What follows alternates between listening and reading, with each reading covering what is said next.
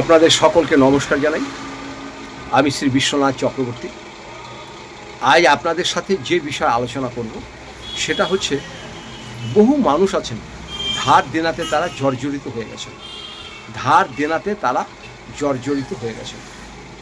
ভিডিওটা আপনাদের জন্য, যারা প্রচণ্ড পরিমাণে ঋণে জর্জরিত হয়ে আছেন, চারিদিকে ধার হয়ে গেছে।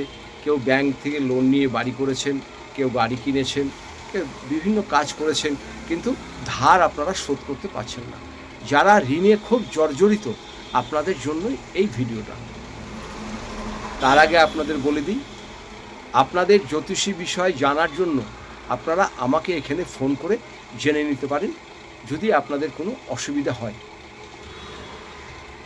এর জন্য আপনাদের কিন্তু একটা টাকাও খরচ হবে না, একটা টাকাও আপনাদের খরচ করতে হবে না। জ্যোতিষী যে কোনো বিষয় পরামর্শ দেওয়ার জন্য একটা টাকাও খরচ হবে না। শুধুমাত্র যদি আপনি কুষ্টি করেন, ঠিকুজি করেন, বাস্তুবিচার করেন, তবেই আপনাকে পারিশ্রমিক দিতে হবে। এছাড়া কোনো কিছু জানার জন্য আপনাদের কোনো রকম পারিশ্রমিক দিতে হবে না, একটা টাকাও দিতে হবে না। তো যাই হোক, আপনারা আমার নম্বরটা কোথায় পাবেন? ইউটিউব চ্যানেলে যাবেন, যে দেখবেন রাজ জ্যোতিষী শ্রী বিশ্বনাথ চক্রবর্তী। আমার একটি ছোট ইউটিউব চ্যানেল আছে, সেই চ্যানেলে থেকে আপনারা নম্বরটা পেয়ে যাবেন। আর ভিডিওটা লাইক করবেন, শেয়ার করবেন ও সাবস্ক্রাইব করবেন। তারপরে আপনারা ওখানে যাবেন, ইউটিউবেতে নাম্বারটা পেয়ে যাবেন। তাহলে এবার ঋণ মুক্তির জন্য আপনারা কি করবেন? প্রতিদিন সন্ধ্যাবেলা 7 দিন করবেন। 7 দিন করে দেখেন আপনার এটা কেমন কাজ হয়। একটা মাটির ছোট ঘট নেবেন, ছোট ঘট, 2 টাকা 3 টাকা দাম নেবে, ঘট নেবেন। ঘট নিয়ে আর দোকান থেকে আপনি 10 টাকার কালো তিল কিনে নিয়ে আসবেন। প্রতিদিন সন্ধ্যাবেলা ওই ঘটের ভিতরে 1 চামচ করে কালো তিল রাখবেন। প্রতিদিন 8 দিন রাখবেন। 8 দিন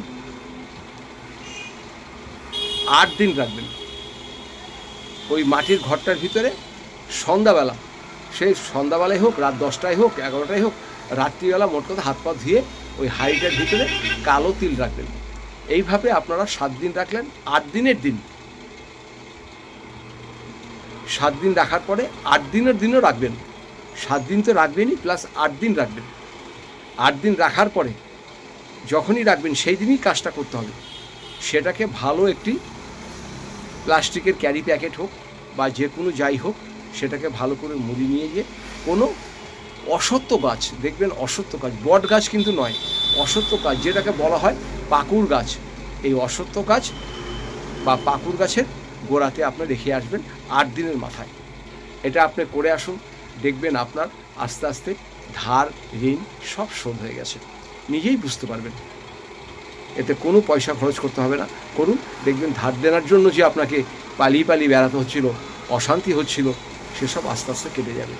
মাত্র 8 দিন করার পরে এটা রাত্রিবেলা যেই গাছের গোড়াতে রেখে আসুন, আর কিচ্ছু করতে হবে না, আপনি ঋণ মুক্ত হয়ে যাবেন। সবাই ভালো থাকুন, সুস্থ থাকুন। আপনাদের সকলকে নমস্কার জানাই।